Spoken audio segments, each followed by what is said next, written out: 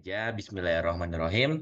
Assalamualaikum warahmatullahi wabarakatuh, teman-teman semuanya. Baik, pertama-tama yang paling utama sekali, marilah kita panjatkan puji dan syukur kita kehadirat Allah Subhanahu wa Ta'ala yang memang pada kali ini kita masih diberikannya banyak sekali nikmat ya. Nikmat kesehatan, kesempatan sehingga kita dapat ingin mencuplifikasikan, mempresentasikan dan juga mendiskusikan hasil project based learning ini yang dibuat oleh kelompok satu. Dan di sini kami membuat yang namanya aplikasi Gudang ya, teman-teman semuanya. Dan tak lupa pula salat berikan salam mari kita hadiahkan kepada junjungan kita, tokoh tauladan besar Nabi Muhammad SAW. Allahumma sholli wa sallim wa barik alaih, yang nantinya akan memberikan syafaatnya di yaumil mahsyar kelak. Amin amin ya rabbal alamin. Yang terhormat kepada Bapak Dr. Asrin Karo Karo Sitepu, MSI, dan juga teman-teman kelas C, baik itu kelas C praktikum 1 maupun kelas C praktikum 2. Di sini kami akan menjelaskan ya bagaimana aplikasi kami ini dapat memudahkan pihak perusahaan ataupun user. User dalam kutipan itu pengguna ya. Dan ini gunanya untuk menyimpan stok maupun persediaan yang memang masuk maupun keluar. Jadi itu memudahkan pihak perusahaan dan juga para penggunanya. Dan di aplikasi ini banyak sekali ya fitur-fitur. Kita juga bisa melihat data-data seperti data penjualan. Misalnya kita bisa mengatur juga nih bagaimana manajemen produknya di sana ya. Bagaimana penjualannya, bagaimana bentuk alokasi dan juga masih banyak lagi ya fitur-fitur yang nanti akan dijelaskan oleh teman-teman.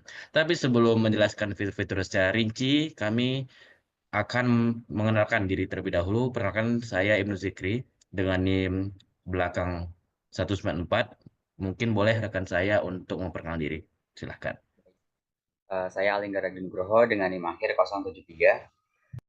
Perkenalkan, nama saya Rahma Fatika Dewi dengan NIM terakhir 129. Saya Haifupada Adiza dengan NIM akhir 021.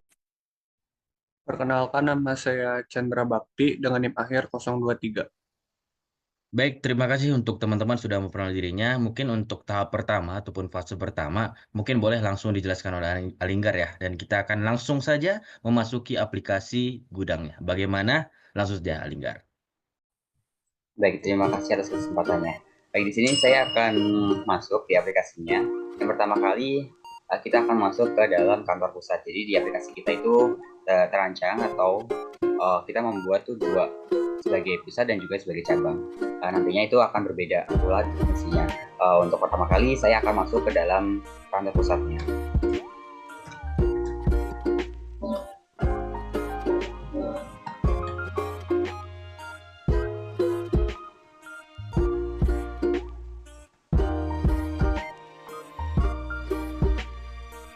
Baik, kita sedang menunggu untuk masuk ke dalam aplikasinya.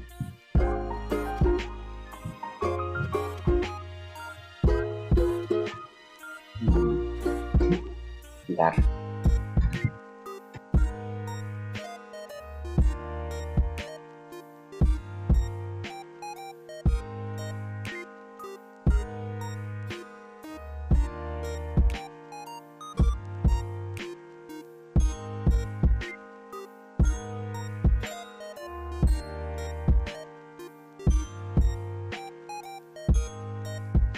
Baik, setelah masuk, kita akan menemukan fitur-fitur di mana ada fitur home, fitur data, manajemen produk, penjualan, alokasi, dan juga kartu stok.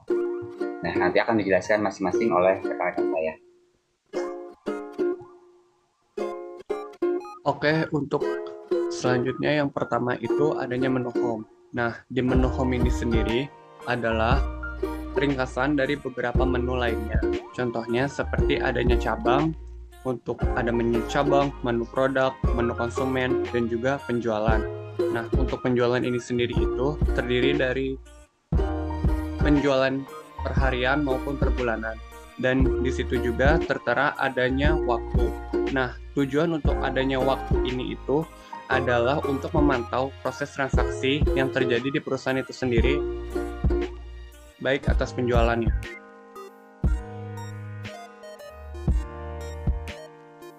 Oke, baik. Terima kasih Chandra sudah menjelaskan ya tampilan dari menu home. Dan sekarang saya akan menjelaskan dan juga memperinci bagaimana sih tampilan dari menu data ini. Dan data ini terdiri dari apa aja ya, teman-teman? Ada dia salesman, konsumen, pusat and cabang, dan juga ada user. Yang pertama kita akan membuka yang namanya fitur dari salesman ataupun dari penjualnya. Oke, di sini kita buka dan muncullah seperti ini teman-teman. Tapi perlu digarisbawahi dan perlu saya ingatkan kepada kalian semua bahwasanya ini adalah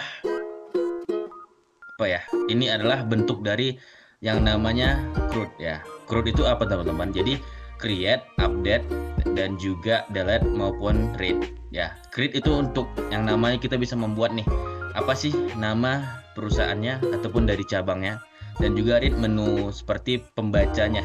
Misalnya kita membuat nih ada 3 cabang ataupun 3 perusahaan, dia bakal kayak showing di bawah tabel. Kalian bisa lihat showing 1 to 2 of 2 entries, itu bisa terlihat, itu menu read.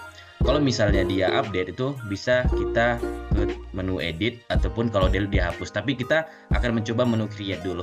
Kita akan menambahkannya add new salesman. Dan di sini kita akan menambahkan nama.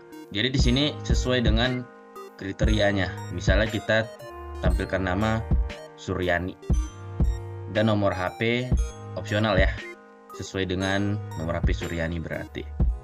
Dan di sini ada cabang ya, kita bisa menyesuaikan si Surya ini ada di cabang mana, apakah dia di Jakarta, Bandung ataupun di Klaten. Misal kita pilih Jakarta untuk si Suryani ini. Nah, kita bisa pilih add ataupun tambah.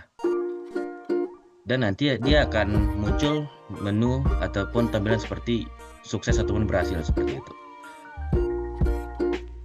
Nah, berhasil dan otomatis si Suryani akan muncul pada tabel ke urutan ketiga ya. Dan ada fungsi update yang dimana itu adalah edit teman-teman semuanya. Kalau edit misalnya namanya bukan Suryani, katakanlah namanya Suryono gitu, kita bisa pencet edit. Nah, kita bisa ganti nih, oh ternyata bukan Suryani tapi Suryono gitu, edit. Dan tampilan seperti tadi ya, ada tampilan seperti sukses, berhasil, dan langsung tuh terprogres secara otomatis ke sistem. Dan dia akan berubah menjadi yang namanya Suryono. Dan apabila kita ingin menghapus si Suryono ini ya, kita tinggal hapus delete. Itu namanya fungsi dari CRUD dari delete. Nah, kita tinggal hapus.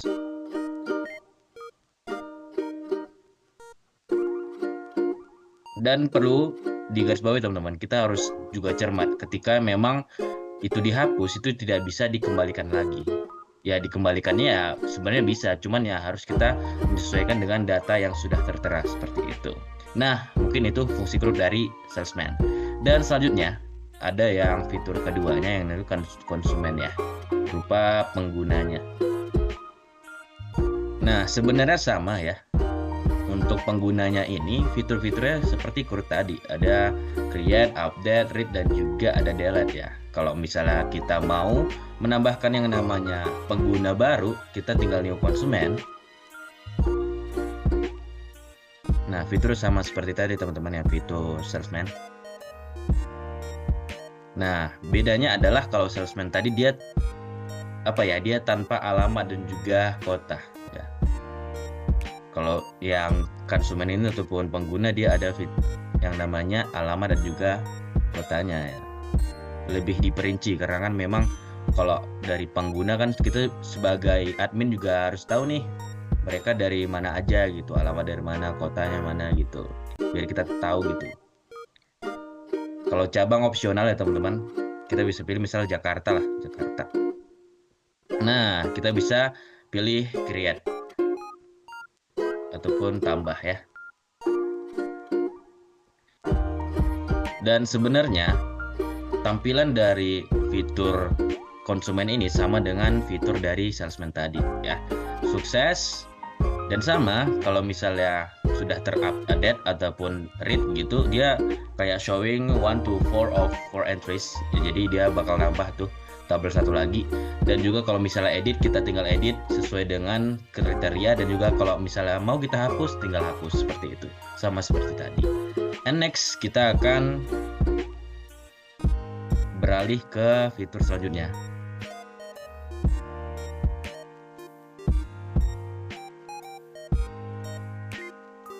Fitur selanjutnya itu apa ya teman-teman? Fitur selanjutnya itu adalah pusat dan juga cabang. Kita bisa open ya. Nah, sama seperti tadi, fiturnya ada fitur CRUD. Kalau kita ingin menambahkan cabang, kita tinggal new cabang. Kita tinggal add di situ.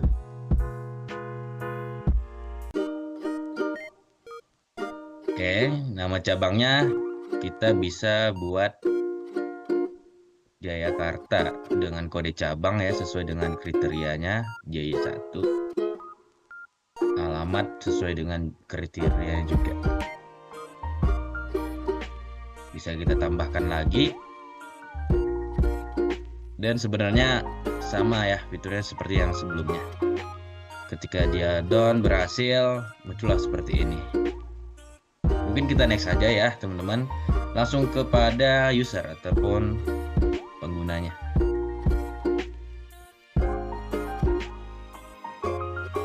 Nah, untuk akun user ini kita sebagai admin ataupun pihak pusat, perusahaan pusatnya, kita bisa melihat nih siapa aja yang menggunakan ataupun yang memakai nih dari website ataupun aplikasi kita. Dan sudah tertera ya, ada di sini 3 tabel. Tabel pertama ada kita sebagai pusat dan ada 2 cabang. Kalau kita ingin menambahkan cabang, kita tinggal pilih new user, new pengguna seperti itu. Kita bisa pilih. Dan selanjutnya kita bisa ketikkan nih username-nya, nama lengkapnya, emailnya juga sesuai dengan kriteria yang ada. Misal tuh cabang Klaten, nama lengkapnya, cabang Klaten juga, emailnya kita sesuaikan ya dengan username juga nama lengkapnya.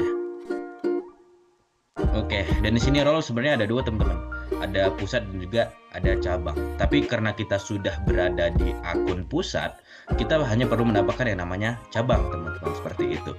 Dan di sini kita bisa pilih nih, misal kalau misalnya Klaten berarti kita pilih Klaten seperti itu sesuai dengan username dan juga nama lengkapnya. Dan kita bisa create ataupun tambah.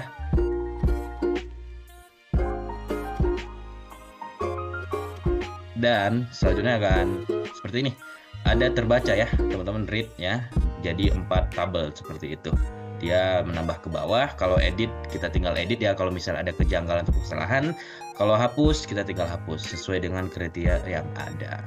Oke, itu ya teman-teman untuk dari menu data ini. Ada tadi salesman, konsumen, pusat dan juga cabang, dan terakhir ada fitur user. Dan selanjutnya akan dilanjutkan oleh teman saya yang namanya Rahma untuk menjelaskan bagian manajemen produk. Kepada Rahma, dipersilakan. Oke, terima kasih Ibnu. Untuk menu selanjutnya itu ada manajemen produk. Di bagian manajemen produk ini, yang pertama ada kategori produk, ada supplier, dan ada produk. Mungkin kita bisa bahas satu-satu. Yang pertama itu ada kategori produk.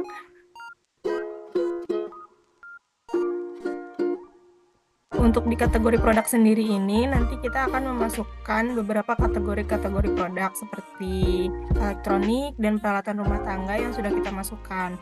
Dan kita akan menambahkan kategori produk yang baru. Mungkin kita bisa pencet new kategori.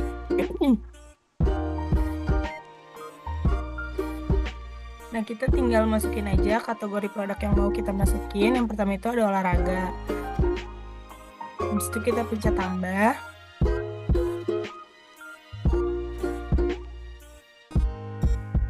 Setelah sudah berhasil datanya, kita bisa melihat kalau sekarang kita punya 3 kategori produk, yaitu ada elektronik, olahraga, peralatan rumah tangga. Kalau ternyata kita ingin merubah kategori olahraga ini, mau kita edit, kita bisa edit kategorinya. Kita ganti mungkin menjadi kategori ATK, alat tulis kantor.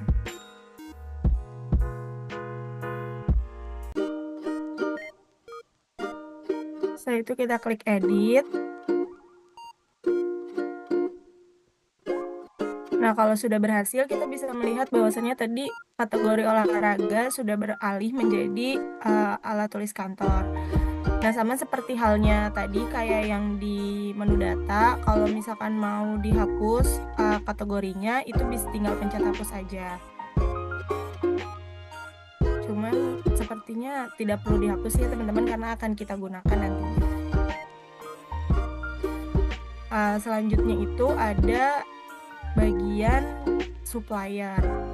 Mungkin bisa kita bahas di bagian supplier ini. Di supplier itu kita ada 2 supplier. Yang pertama itu ada CV Putra Tunggal sama ada PT Indah Manakala. Nah, kalau misalkan kita mau nambahin supplier baru untuk kategori produk kita kan tadi bertambah, kita bisa tambahin ke new supplier. Namanya mungkin boleh PT Sejahtera.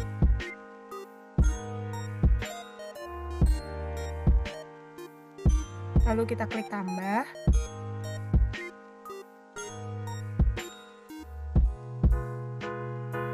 Setelah itu ini data sudah berhasil. Nah, kalau misalkan ternyata ada kesalahan atau kita ingin mengedit namanya, misalkan ternyata sekarang nama PT-nya sudah berubah, kita bisa klik edit, lalu kita ganti ke nama yang benar yaitu PT Sejahtera Abadi. Lalu kita klik edit. Setelah itu data berhasil diubah. Nah, kalau mau dihapus juga misalkan kita udah nggak berlangganan dengan supplier ini, kita bisa hapus. Cuman jangan dulu ya teman-teman karena masih ingin digunakan. Selanjutnya ada menu produk. Di produk ini kita akan lihat list produk yang sudah ada di perusahaan ini. Yang pertama itu ada laptop 451 dengan harga jual 7.500.000, kategorinya elektronik. Lalu yang kedua ada printer 12, harga jualnya 4.500.000 dengan kategori elektronik.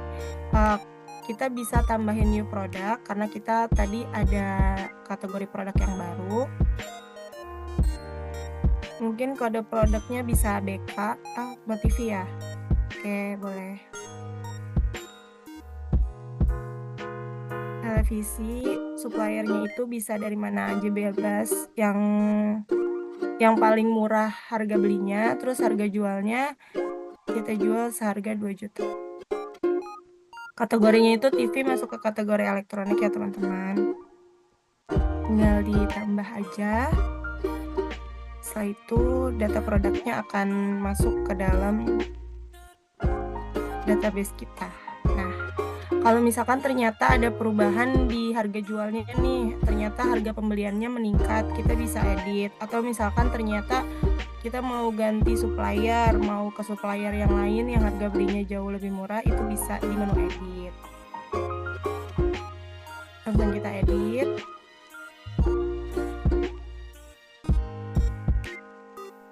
Data berhasil diedit. Kalau misalkan ternyata kita mau hapus produknya atau kita sudah tidak menjual produk ini lagi, kita bisa langsung hapus aja. Cuman untuk saat ini belum. Oke. Untuk menu selanjutnya akan dijelaskan oleh teman saya yaitu Alinggan. Adanya dipersilakan. Baik, terima kasih. Jadi teman-teman, saya akan melanjutkan sesi diskusi terkait dengan aplikasi gudang kelompok 1.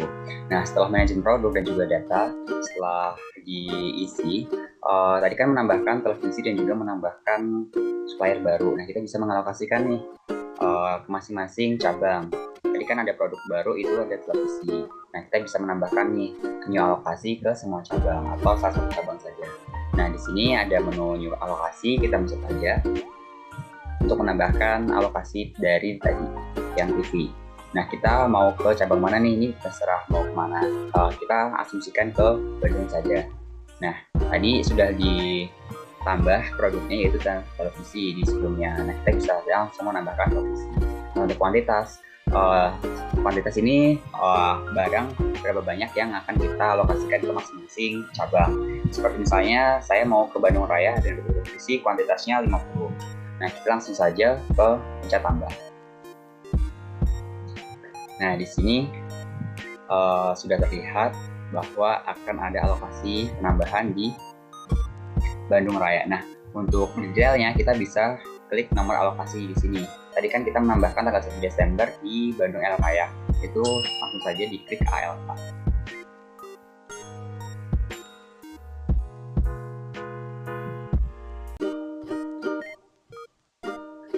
Oh, sepertinya bukan ini. Yang tadi itu di 002 ya, teman-teman.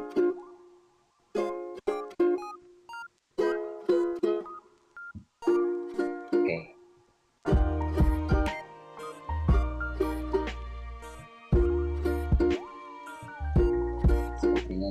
Ini lagi.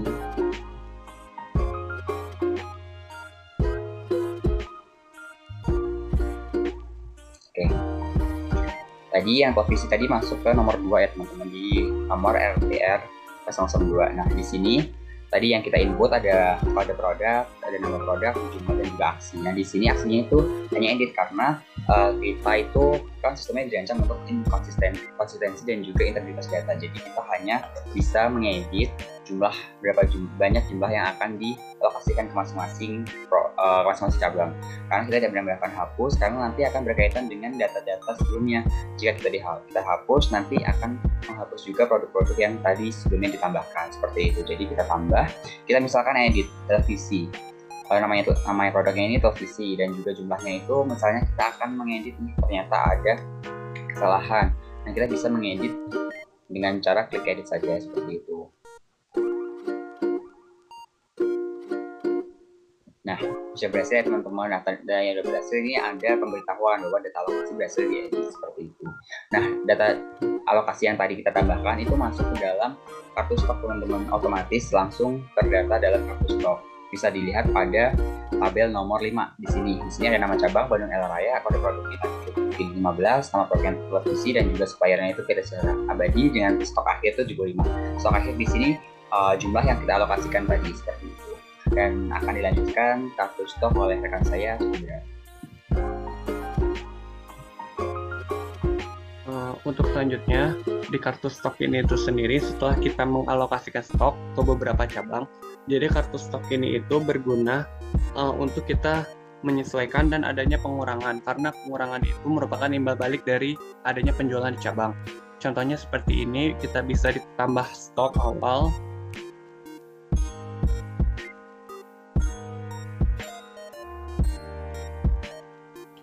pilih cabang, dan tertera misalkan kita memilih cabang Bandung, lalu next,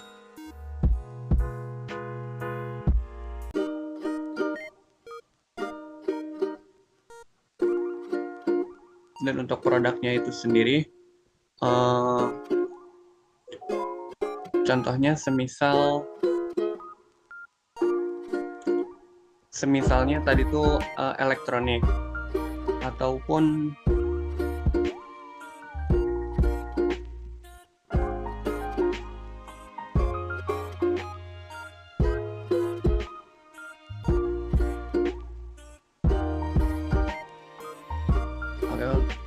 untuk produknya itu sendiri, contohnya dari elektronik itu ada televisi dan stok awalnya itu berjumlah 100.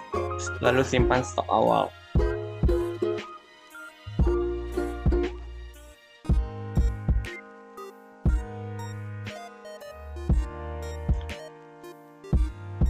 Maka dari situ tertera untuk cabang Bandung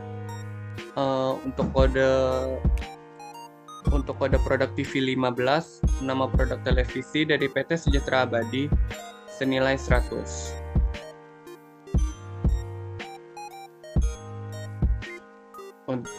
Untuk selanjutnya akan dijelaskan oleh rekan saya.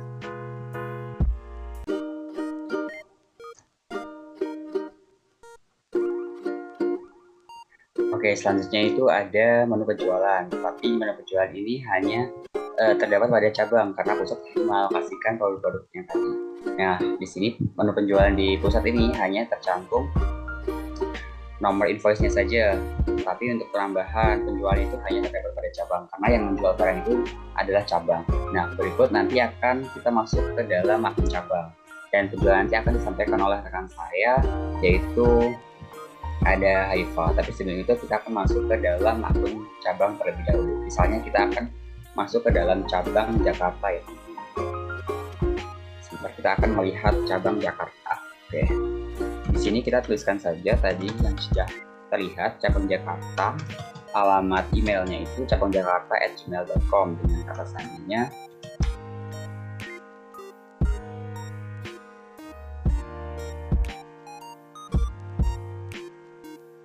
Oke, lalu kita langsung saja klik masuk di cabang Jakarta ini. Nah, kita sudah masuk nih teman-teman di cabang Jakarta. Dan di sini tuh tidak beda jauh ya teman-teman terkait dengan apa aja fitur yang terdapat dalam sistem ini. Tapi untuk Yang perbedaannya itu terdapat pada kartu stok dan juga penjualan dan juga alokasi. Nah, alokasi itu hanya terdapat pada kantor pusat saja, seperti itu. Nah, tadi kan kartu stok yang diinputkan oleh teman-teman saya yaitu tadi yang terakhir ya, itu ada Jakarta Air Raya, itu tujuannya 15, stok akhirnya itu 100, itu masuk ke dalam kartu stok di Jakarta Raya karena tadi kita menambahkan Jakarta Raya seperti itu. Dan untuk penjualannya itu akan dijelaskan oleh teman saya yaitu Haifa. Haifa, dipersilakan. Di fitur penjualan ini digunakan untuk menginput data produk yang sudah terjual. Nah, kita akan mencoba menambahkan data baru. Pertama ini kita klik new penjualan.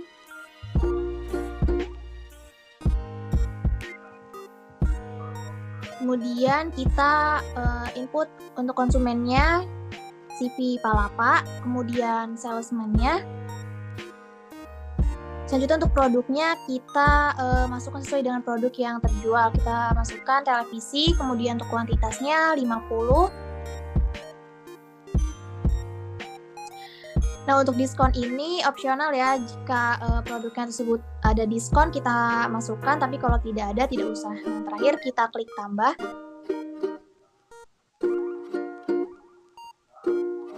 Nah, setelah datanya berhasil terinput, sini akan terlampir invoice ya. Jadi kita bisa mencetak sesuai dengan keperluan. Kita klik di kolom invoice.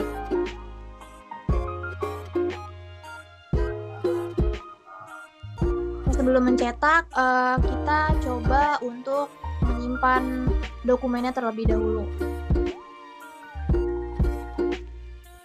Kita klik cetak.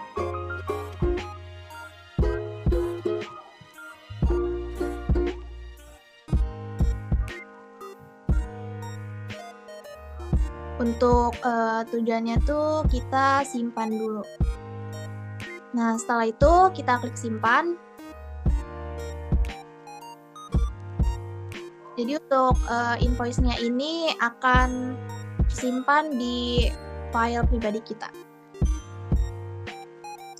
Lalu kita klik save.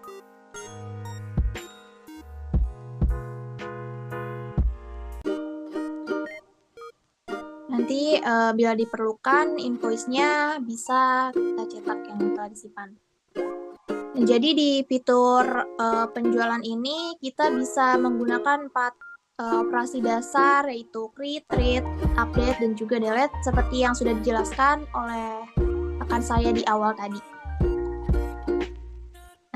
Untuk fitur penjualan sudah cukup segitu saja. Saya kembalikan kepada rekan saya Alinggar. Oke, baik. Terima kasih atas kesempatannya. Oke, teman-teman, setelah kita mengetahui tadi ada fitur home, data, manajemen produk, penjualan, dan juga stok, kita akan beralih ke kantor pusat. Di kantor pusatnya itu kan tadi kan ada jelas perbedaannya teman-teman. Kalau di kantor cabang itu tidak ada alokasi, kalau di pusat tadi ada alokasi. Nah, alokasi emang hanya dibuat sistemnya itu di kantor pusat karena sebagai pengalokasian produk-produk yang akan diserahkan ke cabang seperti itu. Nah, saya selanjutnya akan menjelaskan tentang profile ini, tapi kita sebelumnya akan masuk ke dalam kantor pusat terlebih dahulu ya teman-teman, karena yang memancing user itu ada di kantor pusat seperti itu. Jadi kita akan coba logout terlebih dahulu dan juga akan mencoba masuk ke kantor pusatnya. Oke, kita akan menunggu terlebih dahulu. Nah, di sini sudah muncul, kita langsung saja masuk ke kantor pusatnya.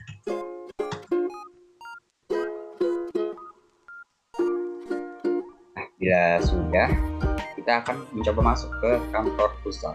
Kantor pusat tadi emailnya ada kantorpusat@gmail.com dengan kata sandi terlampir. Nah, di sini akan mencoba di kantor pusat. Nah, jelas ya teman-teman, di sini ada lokasi yang tadi yang cabang itu tidak ada. Nah, saya akan menjelaskan tentang profile. Nah, di sini di menu profile ini kita bisa mengedit dan juga mengubah password teman-teman. Jadi di sini ada tampilannya ini. Ada username, email, dan juga cabang. Dan juga ada keamanan, ini bisa ubah password profile. Tapi kita sebelumnya akan mencoba edit profile terlebih dahulu teman-teman.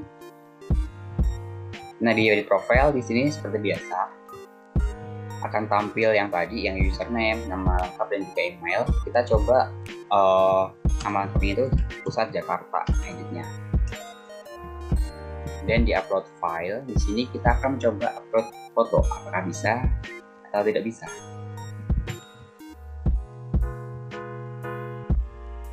Oke, di sini kita akan coba ini ya teman-teman, logo. Coba kita akan pilih logo. Nah, di sini udah tampil ya teman-teman. Kita bisa mengupload foto profil baru di kolom profil ini. Kita coba akan simpan terlebih dahulu. Tadi kita pusat, beralih ke Pusat Jakarta seperti itu.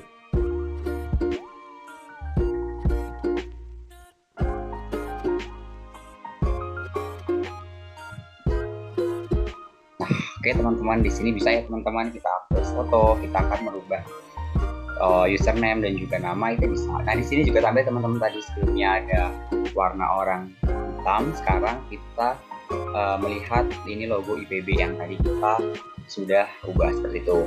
Nah, kalau kita mau ubah password, kita juga bisa langsung aja kita klik ubah password seperti ini. Nah, di sini kita masukkan password yang sebelumnya ya teman-teman. Di tadi itu ada kayak gini.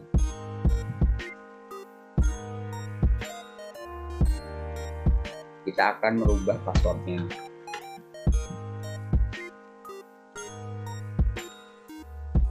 Nah, setelah itu langsung aja di menu ubah password kita ada password saat ini, ada password baru dan juga konfirmasi password yang telah kita baru ubah itu. Kita langsung aja simpan perubahan. Dan nanti akan muncul notifikasi berhasil jika berhasil mengubah password tersebut. Kita akan menunggu sebentar. Nah, sudah ya teman-teman, berhasil ubah password. Kita langsung aja klik OK. Nah, di sini sudah tampil tadi yang kita ubah, kantor yang kantor pusat dan juga kantor pusat Jakarta, teman-teman, namanya Pusat Jakarta seperti di sini. Oke, setelah itu karena tadi sudah menjelaskan tentang form, data, manajemen produk, penjualan, alokasi, stok, serta yang terakhir tadi kita bisa mengubah profil di perusahaan. Kita akan melihat nih rekapannya di home yang seperti dijelaskan oleh rekan saya tadi, Chandra, yang pertama kali. Kita akan melihat apakah ada perubahan atau tidak. Nah, ternyata ada ya teman-teman, ada perubahan. Kita tadi baru saja menambahkan cabang, terus juga ada menambahkan produk, menambahkan konsumen, dan juga menambah penjual. Ini berubah seiring dengan perubahan transaksi kita. Seperti itu. Dan mungkin cukup sekian, aku serahkan ke rekan aku ini. Oke, baik. Terima kasih rekan-rekan semuanya ya yang sudah menjelaskan bagaimana perincian dari aplikasi Gudang dari Project Based Learning yang sudah diamanahkan oleh dosen pengampu kita, yaitu Bapak Dr. Rasidin Karo-Karo, Sito PMSI, yang memang sudah memberitahukan kita bahwasanya kita akan membuat yang namanya aplikasi maupun website. Ya, website yang kita buat adalah aplikasi Gudang. Semoga dengan adanya penjelasan kita, presentasi dari kita, dan juga cuplikasi dari kita, mudah-mudahan bisa bermanfaat ya untuk kita semua dan bisa diterapkan oleh ke berbagai pihak ataupun masyarakat luas. Dan juga teman-teman juga bisa nantinya menyimpulkan nih apa aja nih fungsi-fungsi dari aplikasi Gudang ini, seperti itu. Dan kami dari kelompok 1, saya Abdul Zikri, Haifa Fada Adiza, Rahma Fatika Dewi Chandra Bakti, dan juga Alinggar Agri Nugroho pamit undur diri. Semoga bisa bermanfaat untuk semua, dan maaf apabila ada kejanggalan ataupun kesalahan yang telah kami berikan selama kami berbincang ataupun berdiskusi pada sesi presentasi Project Based Learning kali ini. Kami dari kelompok 1 pamit undur diri. Wassalamualaikum warahmatullahi wabarakatuh. Terima kasih semuanya.